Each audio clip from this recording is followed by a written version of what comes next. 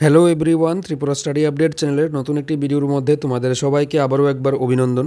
আবারও নতুন একটি রিক্রুটমেন্ট নোটিফিকেশান নিয়ে আমরা উপস্থিত হয়েছি। সর্বমোট ত্রিপুরার মধ্যে 11খানা ভ্যাকেন্সি রয়েছে আজকে নোটিফিকেশানটির মধ্যে।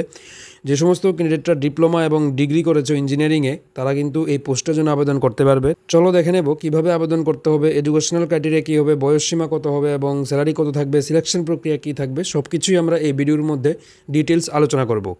তো ভিডিওতে যাওয়ার আগে তোমাদেরকে বলে রাখি যে চ্যানেলটির মধ্যে তোমরা প্রতিনিয়তই বিভিন্ন রকমের রিক্রুটমেন্ট এবং অ্যাডমিশন নোটিশ পেয়ে যাবে। যদি কন্টেন্ট ভালো লেগে থাকে তাহলে চ্যানেলটাকে সাবস্ক্রাইব করে রাখো এবং তোমাদের বন্ধুদের মাঝখানেও এটাকে শেয়ার করো। এরই সাথে আমাদের হোয়াটসঅ্যাপ গ্রুপেও জয়েন হয়ে নাও, গ্রুপের লিঙ্কটা ভিডিও ডেসক্রিপশন বক্সে পেয়ে যাবে। তো যেমনটা বললাম, তোমরা স্ক্রিনের মধ্যে দেখতে পাচ্ছ যে ত্রিপুরা স্টেটের জন্য কিন্তু এখানে আলাদাভাবে ভ্যাকেন্সি মেনশন করে দেওয়া আছে। পোস্ট রয়েছে diploma electrical, diploma civil, graduate electrical এবং গ্র্যাজুয়েট সিভিল। শুধুমাত্র দুইটা ডিসিপ্লিনের জন্য এখানে ভ্যাকেন্সি প্রকাশ করা হয়েছে, যেটা হচ্ছে সিভিল এবং ইলেকট্রিক্যাল। ডিপ্লোমার জন্য ভ্যাকেন্সি রয়েছে ইলেকট্রিক্যালের মধ্যে 3, সিভিলের মধ্যে রয়েছে 2, তারপর ইলেকট্রিক্যালের মধ্যে গ্র্যাজুয়েট রয়েছে 3 এবং সিভিলে রয়েছে 3। টোটাল ত্রিপুরার জন্য 11খানা ভ্যাকেন্সি রয়েছে নোটিফিকেশনটির মধ্যে। এরই সাথে কাস্ট ওয়াইজ যে ব্রেকডাউনটা সেটা তোমরা দেখে নেবে। এসসি, এসটি, ওবিসি, ইউআর প্রত্যেকটি কাস্টের জন্য ভ্যাকেন্সি কত রয়েছে এখানে ক্লিয়ারলি মেনশন করে দেওয়া আছে। তো আজকের এই ভিডিওর মধ্যে আমরা যে নোটিফিকেশনটি নিয়ে আলোচনা করব সেটি এসেছে power grid corporation of India limited থেকে। এটি হচ্ছে একটা সেন্ট্রাল গভর্নমেন্টের পিএসইউ কোম্পানি। এর মধ্যে বিভিন্ন সেক্টরে ভাগ করা আছে পুরো অল ইন্ডিয়া থেকে। তো আমাদের ত্রিপুরা যেহেতু নর্থ ইস্টার্ন সেক্টরে পড়ে, তাই north eastern region transmission system থেকে এই নোটিফিকেশনটি পাবলিশ করা হয়েছে। এর মধ্যে বিভিন্ন নর্থ ইস্টার্ন স্টেটগুলোর জন্য ভ্যাকেন্সি দেওয়া হয়েছে।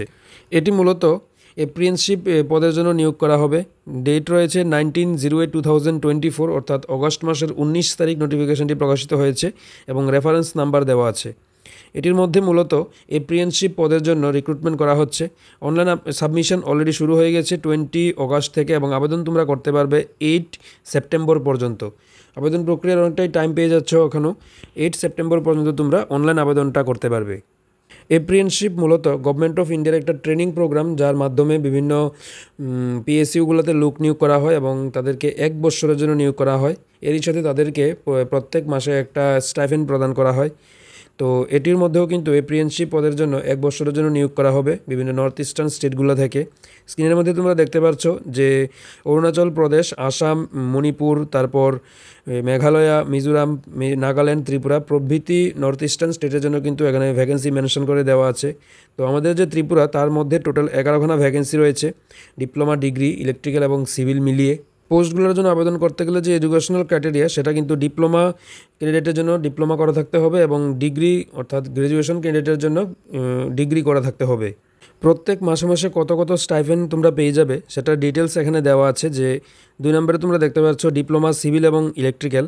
ডিপ্লোমা স্টুডেন্টরা কিন্তু প্রত্যেক মাসে 15,000 করে মান্থলি স্টাইপেন্ড পেয়ে যাবে এবং গ্র্যাজুয়েট ক্যান্ডিডেটরা এখানে 17,500 করে প্রত্যেক মাসে কিন্তু স্টাইপেন্ড একটা পেয়ে যাবে।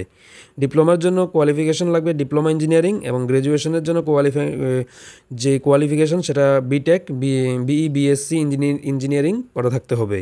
তারপর যদি আমরা এজ লিমিটের কথা বলি, তাহলে মিনিমাম 18 বছর এখানে মেনশন করা আছে যে মিনিমাম 18 বছর হতে হবে এই অ্যাপ্রেন্টিসশিপ পদের জন্য আবেদন করতে গেলে।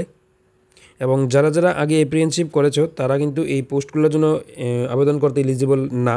যারা ফ্রেশার্স ক্যান্ডিডেটরা রয়েছে তারা এখনও তোমরা আবেদন করো নি কোনো রকমের ট্রেনিংয়ের জন্য, তোমরা এর জন্য আবেদনটা করতে পারবে। এখন আমরা আলোচনা করে নেব অ্যাপ্লিকেশন প্রসেসটা। তো অ্যাপ্লিকেশন প্রসেসের কথা বলতে গেলে প্রথম তোমাদেরকে যে অল ইন্ডিয়া যে অ্যাপ্রেন্টিসশিপ পোর্টাল রয়েছে সেই পোর্টালে তোমাদেরকে রেজিস্ট্রেশন করতে লাগবে। এখানে তোমরা ওয়েবসাইটগুলো দেখতে পাচ্ছ, NAPS বা NATS, যে কোনো একটি ওয়েবসাইটের মধ্যেই কিন্তু তোমরা এর জন্য যে অ্যাপ্রেন্টিসশিপ রেজিস্ট্রেশনটা সেটা করবে।